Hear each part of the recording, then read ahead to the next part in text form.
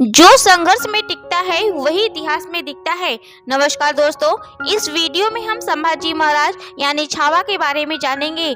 संभाजी महाराज जो शेर से लड़ने की हिम्मत रखते थे।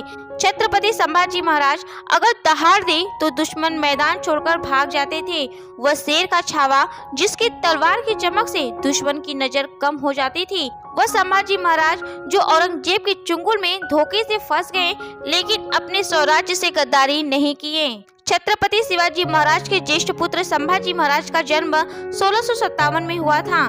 बचपन से आखिरी सांस तक इन्होंने संघर्ष किया। 2 साल के थे तभी इनकी माता सईबाई का देहांत हो गया। इनकी दादी माँ जीजाबाई ने इनका पालन पोषण किया। ये एक अद्भुत बालक थे जो 13 साल की उम्र में 13 भाषाएं सीख चुके थे, साथ ही कई शास्त्र भी लिख चुके थे। ये घुड़सवारी, तलवारबाजी और तीरंदाजी में निपुण थे।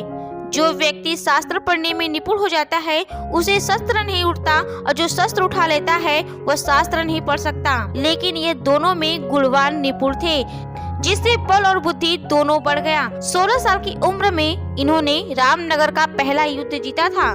10 साल की उम्र में इन्हें महाराज ऑफ आमेर के पास भेज दिया गया। वहाँ हर तरीके के राजनीति सीख सके। सफल शासक के पास कोई न कोई बुद्धिमान सलाहकार जरूर रहता है।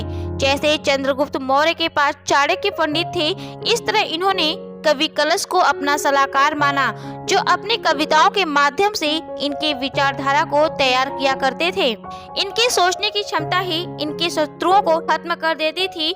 19 साल की उम्र में रायगढ़ किला का भार संभाला। धर्मवीर संभाजी महाराज जो औरंगजेब के कट्टर दुश्मन थे, जिन्होंने मुगलों के नाक में दम कर रखा था। छत्रपति शिवाजी महाराज के मरने के बाद औरंग ने सोचा कि मराठाओं को हरा देंगे, लेकिन उसे शेर की छावा के बारे में अंदाजा नहीं था। शेर के चले जाने के बाद जंगल सुना नहीं होता। पूरे इतिहास के अंदर छत्रपति संभाजी महाराज एक ऐसे योद्धा थे जिन्होंने 9 साल के अंदर 120 लड़ाइयां लड़ी, लेकिन एक भी नहीं हारी। भारत की महान युद्ध तीरंदाजी, घुड़सवारी, भाला, तलवारबाजी, अद्भुत कलाओं में निपुण 23 साल की उम्र में औरंगजेब को हराया। एक बार ही नहीं, बार बार।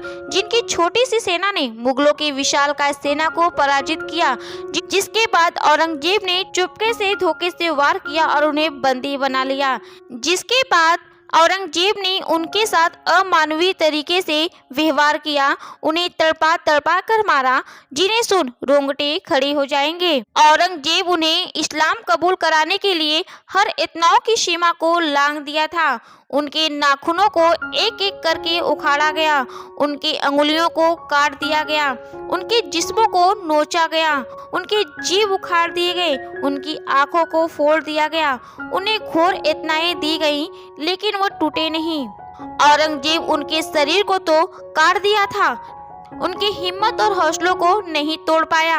उनके सलाहकार कवि कलश के शब्द बाण और तलवार की तरह थी, जो राज्य को जोश से भर देती थी। उनकी कविता थी, मन के जीते जीत है, मन के हारे हार, हार गए जो बिन लड़े उन पर है धिक्कार। औरंगजेब अंत में हार कर कहा, इस्लाम कबूल कर लो, जान बच जाएगी। तो छावा ने कहा, तुम मराठों में शामिल हो जाओ, तुम्हें धर्म भी बदलने की जरूरत नहीं पड़ेगी। छत्रपति शिवाजी महाराज ने जो सपना अपने स्वराज के लिए देखा था, उसे संभाजी महाराज ने पूरा करने के लिए अपने प्राणों को न्यौछावर कर दिया। औरंगजेब ऐसा व्यक्ति था जिसने गद्दी के लिए अपने पिता शाहजहां को कारागार में डलवा दिया था। अपने भाई दारा शिकोह का सर कलम कर थाल में सजाकर अपने पिता के सामने भेजा था। उस व्यक्ति से हम कैसी अपेक्षाएं कर सकते थे कि वह हमारे शेर पुत्र छावा को बख्श देगा।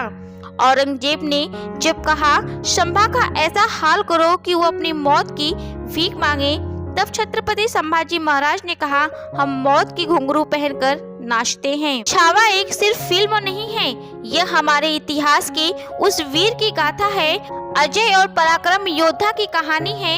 ये ऐसी महागाथा है जिसके बारे में बहुत से कम लोग जानते हैं। जब हौसले बुलंद हो तो पहाड़ भी एक मिट्टी का ढेर लगता है।